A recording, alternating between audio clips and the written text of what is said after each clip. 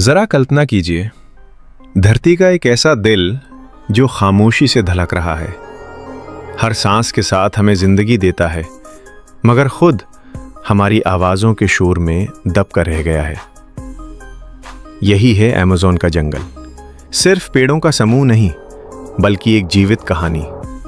दक्षिण अमेरिका के दिल में फैला हुआ ये जंगल इतना विशाल है कि अगर आप इसके ऊपर से उड़ान भरें तो घंटों बाद भी हरियाली खत्म नहीं होती।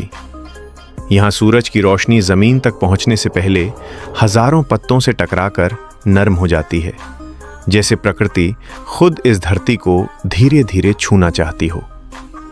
कहा जाता है कि अमेज़न धरती के ऑक्सीजन का फेफड़ा है। ये बात सुनने में सरल लगती है, मगर इसके पीछे एक गहरी सच्चाई छिपी है। अमेज़न न सिर्फ ऑक्सीजन पैदा करता है, बल्कि धरती के मौसम को संतुलित रखने में एक खामोश सिपाही की तरह खड़ा है। यहाँ के पेड़ बादलों को जन्म देते हैं, बारिश को जन्म देते हैं, और यही बारिश पूरी दुनिया के मौसमों को छूती है। इस जंगल में हर पल कोई न कोई कहानी जन्म ले रही है।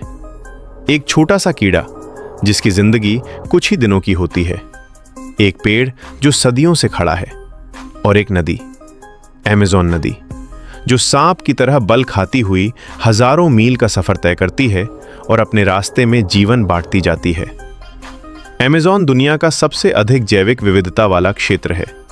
यहाँ ऐसे जानवर रहते हैं जिन्हें इंसान ने कभी देखा तक नहीं।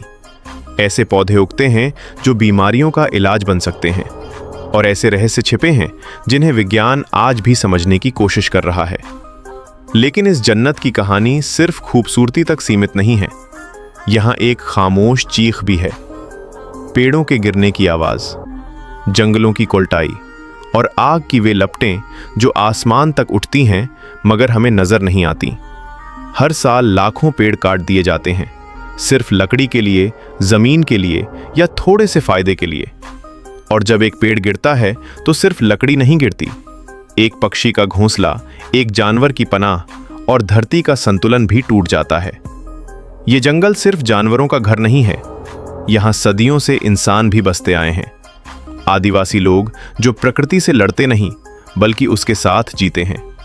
वे जानते हैं कि कौन सा पेड़ कब काटना है और कौन सा कभी नहीं।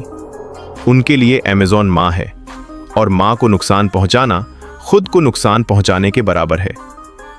अमेज़न हमें सिखाता है कि ताकत शोर में नहीं, संतुलन में होती है, खामोशी में, सब्र में और समय के सम्मान में।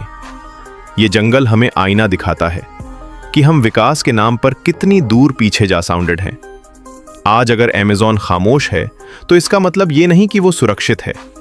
कभी कभी खामोशी ही सबसे बड़े खतरे की निशानी होती है। और अगर ये जंगल कमजोर पड़ गया तो इसका असर सिर्फ एक देश या एक महाद्वीप तक सीमित नहीं रहेगा, ये पूरी धरती की कहानी बदल देगा।